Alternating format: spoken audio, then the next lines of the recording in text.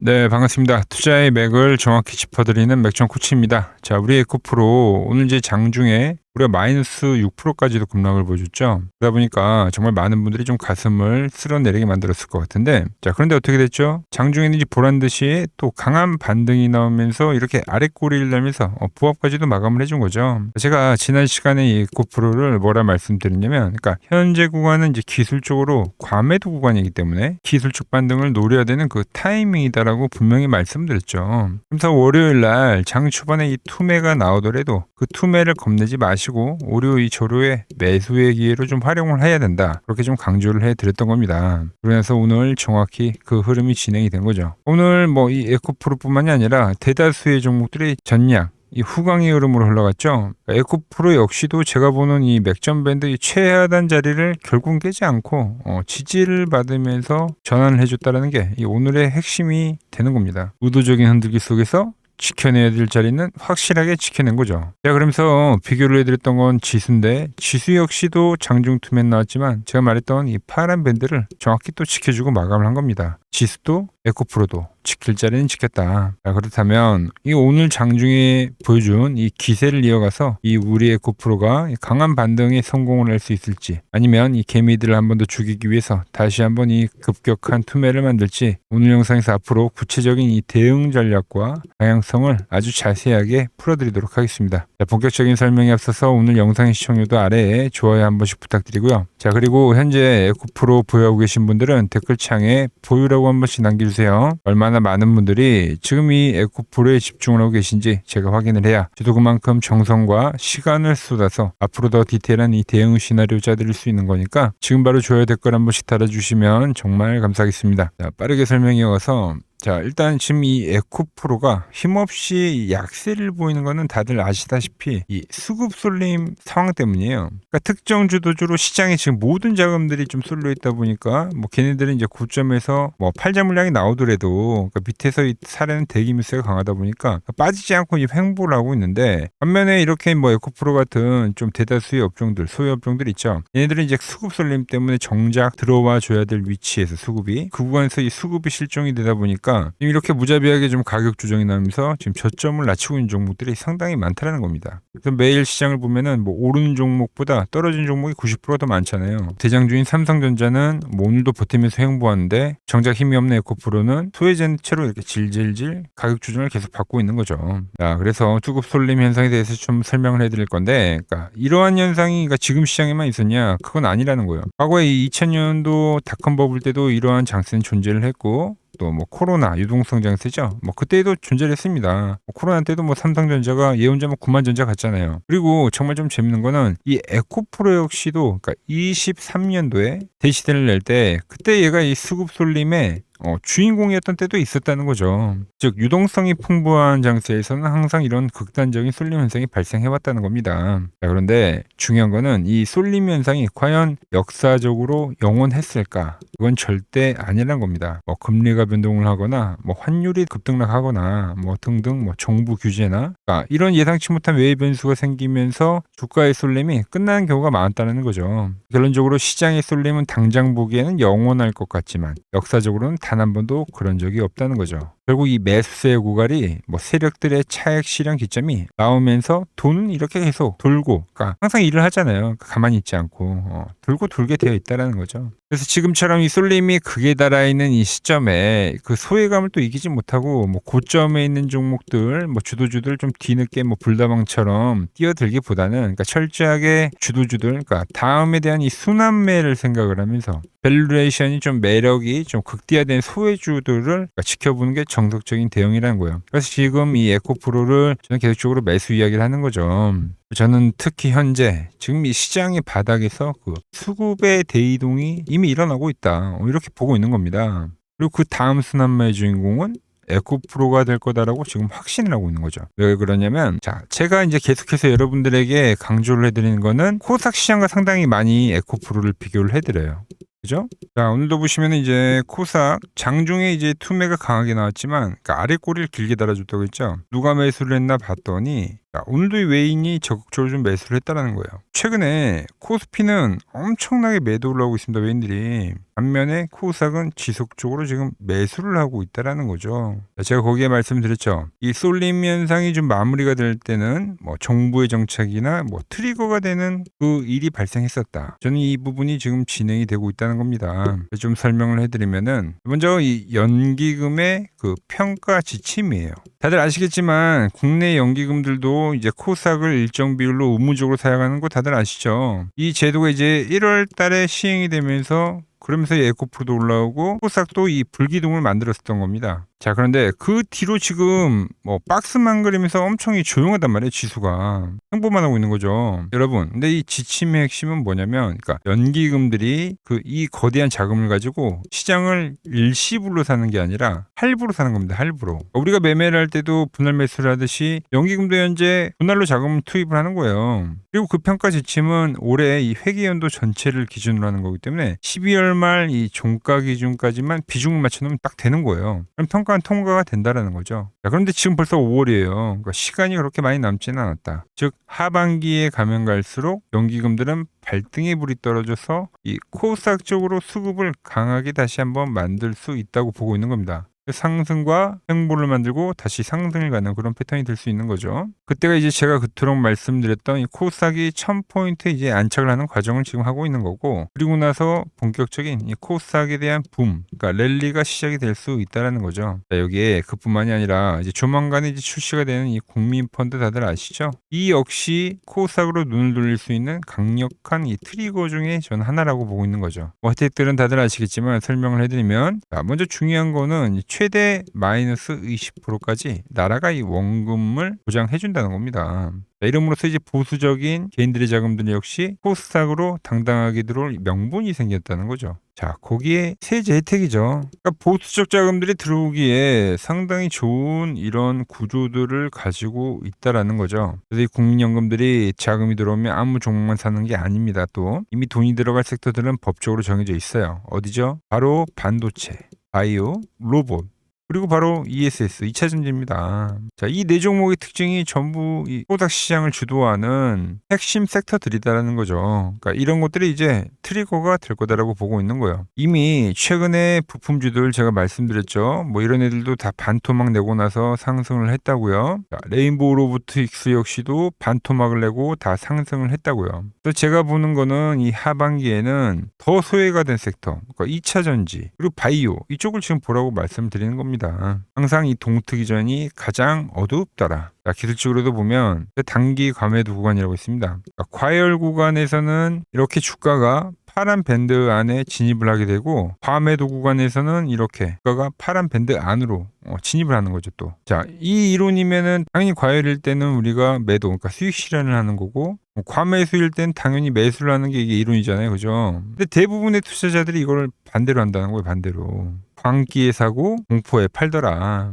자, 과거에도 이 에코프로를 여러분들에게 말씀을 드릴 때 어떤 구간에서 매수를 이야기냐면, 상승이 진행이 되고 이 상승세를 다 이렇게 좀 하라고, 그러니까 반토막을 내는 그런 구간들 있잖아요. 상승이 나오고 이 상승을 전부 다 덮어버리는, 그러니까 이런 이 공포 구간대에서만 저는 매수를 하라고 했던 거죠. 그런 자리들이 또 제가 보는 이 맥점 밴드의 자리이기도 했으니까요. 자, 그리고 나서 지금 다시 상승이 나왔어요. 지금도 마찬가지죠. 그러니까 이 파동의 50% 부분에서 다음 추세를 만들었고, 자, 지금 현재 이 파동에 이미 50% 넘어갔습니다. 최대 마지노선인 60%까지도 지금 현재 하락을 한 상태예요. 60%는 뭡니까? 과매도 구간이다. 실질적으로 말씀드렸던 이 코스닥을 주도했었던 종목들은 이렇게 이 과매도 구간에서 미리 방향성을 만들었다는 거죠. 과매도 구간에서 미리 방향성을 만들고 있다라는 거죠. 제가 오늘 이 말씀드린 기준대로 하면 이 에코프로 역시 시장에서 계속적인 소외보다는, 그러니까 5월 달에는 좀 바닥을 잡고 다시 비상을 준비를 하고 있다 볼 수 있습니다. 이렇게 이제 밀리니까 이제 좀 개인이 좀 팔던데요, 여러분들. 제가 말했죠. 이 개인들의 매수를 털기 위한 현재는 이 흔들기다. 이렇게 뭐 말로만 설명을 하면 좀 와닿지 않으실 테니까 제가 실질적으로 이 맥점 차트를 이용해서 실제로 어떤 매매를 진행을 했는지 거래한 내역을 한번 보자고요. 자, 보신 대로 저는 이제 시장의 모든 종목들이 이 주가를 움직이는 이 주포가 존재를 한다고 봅니다. 그 주포가 이제 종목에 딱 진입을 하게 되면 이렇게 화면에 보이시는 것처럼 밴드가 두 개가 생겨요. 그러니까 세력이 없으면 밴드가 없다가 주포가 들어오면 이렇게 밴드가 생기는 거죠. 자, 거기에 이렇게 대량 거래량과 이 강한 수급을 발생을 시키면 이건 더 확실한 신호가 됩니다. 바로 이 스마트 머니가 들어왔다는 거죠. 세력들의 똑똑한 자금이 이 종목에 완벽하게 유입이 됐다. 그럼 그때부터 우리는 머리 아프게 고민할 필요 없이 이렇게 주가가 밴드 하단에 진입을 할 때 그때 이제 차분하게 매집을 해 나가면 되는 겁니다. 자, 제가 실제로 매매한 내역을 보시면 제가 이 11월 달부터 이제 거래를 시작을 한 거죠. 맥점 밴드 이 하단 구간에서는 이렇게 4회씩 분할로 매집이 되도록 시스템을 설정해 놓는데 무작정 사는 게 아니라 이렇게 매매 횟수에 대한 제한과 금액에 대한 제한을 딱 걸어둠으로써 이제 혹시 모를 그 리스크를 좀 철저하게 통제를 한 겁니다. 그러니까 여기가 바로 이 세력들이 진입을 하는 1차 매집 구간이 되는 거죠. 그 이후에 어떻게 됐습니까? 바로 주가는 위로 뿜어냈고 그러니까 확산 국면이 나온 거죠. 자, 이 시스템 철저한 자동 로직이기 때문에 수익 실현이 되면 주가가 다시 자동으로 밀리면 또 매수를 하고 확산이 되면 또 익절을 하고 자, 현재 구간도 저는 그렇다고 보는 거죠. 밴드에 왔을 때마다 지금 월 4회씩 자동적으로 계속 매집이 되고 있는 상황이에요, 여러분들. 제가 이 로직을 제가 7개월 동안 흔들림 없이 돌린 이 실제 값이 지금 바로 이 화면에 보이는 수치라는 겁니다. 초기 자본금 역시 우리 개인 투자자분들이 가장 많이 하는 지극히 좀 평범한 금액으로 시작을 했고 원칙이 뭐였다고요? 자, 과매도 구간에서는 그 공포를 매집을 하고 과열 구간에서는 환희에 매도를 했다. 지금 보시면은 최근에 이제 들어간 종목이 손실 중이다 이렇게 질문하실 수도 있는데 네, 당연히 손실이죠, 여러분들. 지금 주가가 그러니까 날아가는 그런 자리가 아니라 지금 이 다음 확산을 만들기 위한 이 에너지 응축을 하는 매집관이기 때문입니다. 세력들도 주가를 한 번에 못 사요. 밑에서 물량을 모아가는 과정이기 때문에 저 역시도 당연히 거쳐야 되는 그 구간이라는 거죠. 자, 그러니까 이런 식으로 여러분들이 주식을 하면서 매일 밤잠 설치면서 고민을 정말 많이 하시잖아요. 도대체 어디서 매수를 해야 될지 모르겠다. 스마트 머니가 들어온 걸 확인하고 이 맥점 밴드에 진입을 할 때 매집을 하면 되는 겁니다. 물리면 어쩌나 리스크 관리는 어떻게 하냐. 제가 보여드린 것처럼 이 철저한 이 매매 횟수와 제한 비중을 조절로 리스크를 기계적으로 묶어두는 거죠. 자, 수익은 어디서 실현을 하냐. 제가 말씀드렸죠. 주가가 과열해 오면은 항상 기간 조정이라는 걸 만들어요. 기간 조정. 그죠?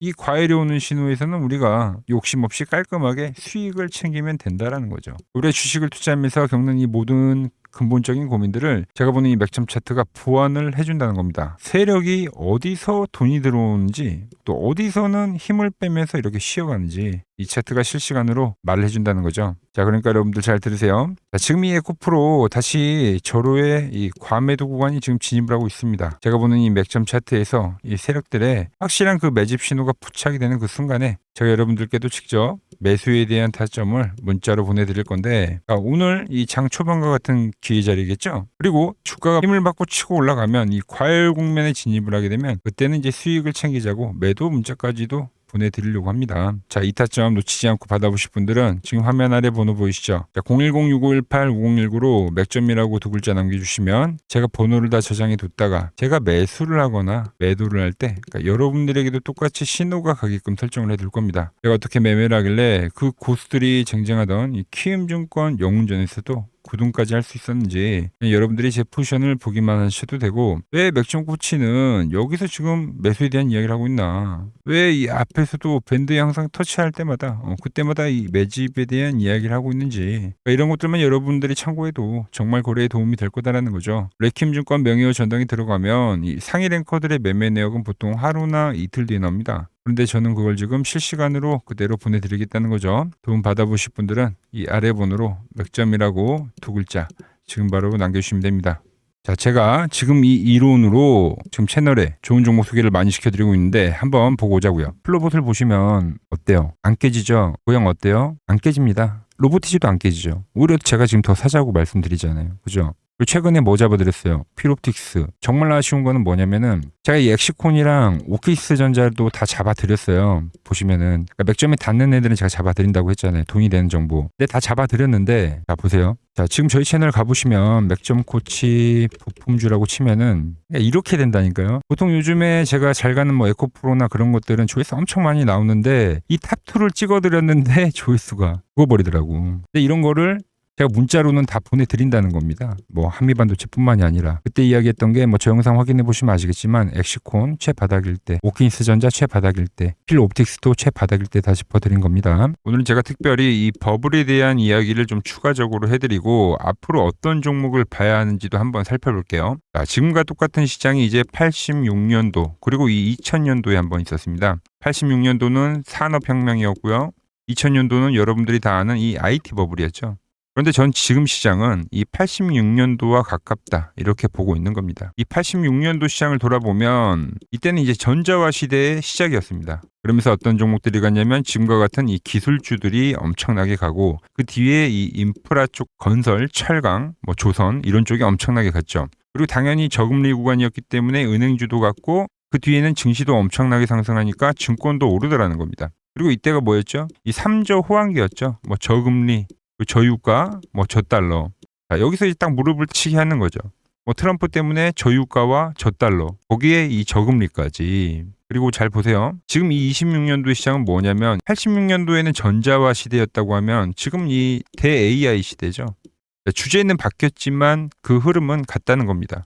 그러면서 지금 이 기술주들 가고 있고 그래서 제가 올해는 뭐 인프라 쪽을 계속 이야기를 하는 거고 은행 같은 경우는 지금 계속 점진적으로 계속 상승을 하고 있잖아요. 조용히. 그런데 이 86년도 시장이 상승세가 이 5년을 갔습니다. 5년을.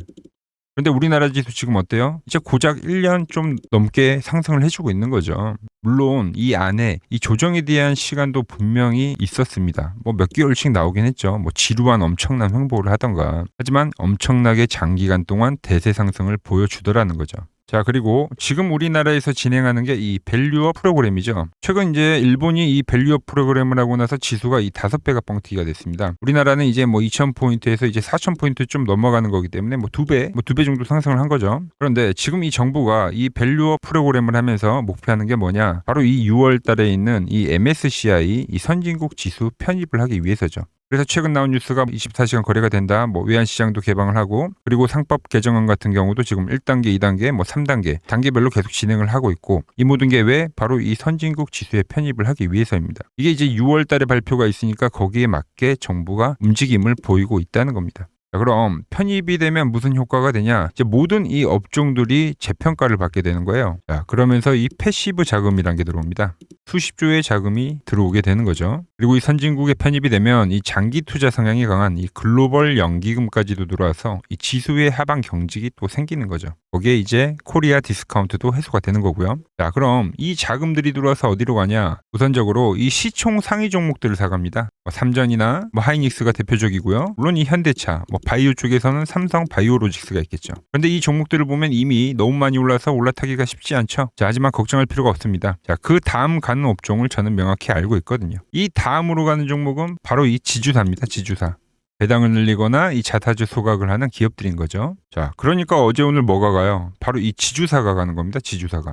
보시면 하나 같은 경우도 이 파란 밴드에서 지지를 받고 엄청나게 지금 폭등세를 보여주고 있고 뭐 효성 같은 지주사들도 다 이 파란 밴드에서 이 쌍바닥까지 만들면서 지금 급등을 보여주고 있죠. SK도 마찬가지죠. SK는 고점 돌파를 하는 건데 더 상승을 해줘야 되는 차트죠. 자, 이 지주사가 가고 그 다음 뭐가 가냐? 제가 보는 이 업종이 갈 건데 자, 지금 차트를 보시면 이 종목도 마찬가지죠. 지금 강한 상승 뒤에 계속 기간 조정을 충분히 받은 겁니다. 그러면서 이 파란 밴드에서 정확하게 지금 지지를 받더라. 이런 차트들로 다음 상승 파동으로 가는 종목들 정말 많이 봤죠. 뭐 하나오션뿐만이 아니라 뭐 LS 일렉트릭도 그렇고 다 이 패턴으로 해서 고점 돌파를 한 종목입니다. 그리고 지난번에 이 히든 종목은 뭐였냐? 이 전력주였습니다. 지금도 이 20% 수익은 진행이 되고 있는 거죠. 그런데 이번에 히든 종목 절대 놓치면 안 되겠죠? 자, 히든 종목 받는 방법도 아주 간단합니다. 아래에 번호 보이시죠? 010-6518-5019 여기로 숫자 2라고 문자 보내주시면 지금 맥점 밴드에 정확히 지지하고 있는 이 히든 종목 제가 공유해드리도록 하겠습니다. 자, 돈 드는 거 아니죠? 꼭 받으셔서 이번 수익 꼭 가져가시기 바랍니다.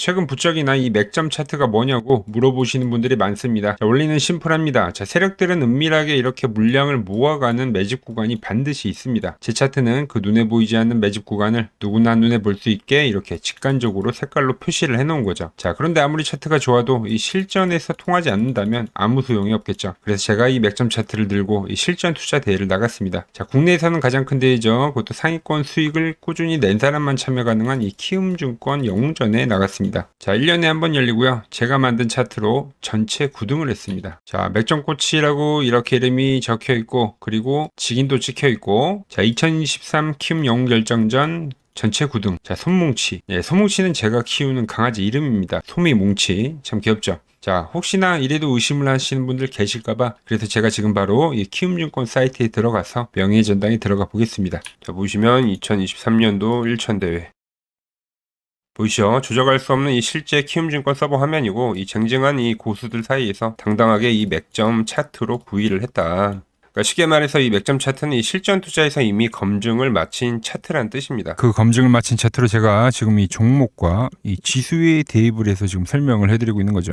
자, 그리고 지금 시장 이제 상당히 어려워하시고 고민들이 많으실 것 같길래 제가 시장 이야기를 좀 해드리면, 이 지금 코스피의 시장 현재가 하락 추세냐? 아니죠.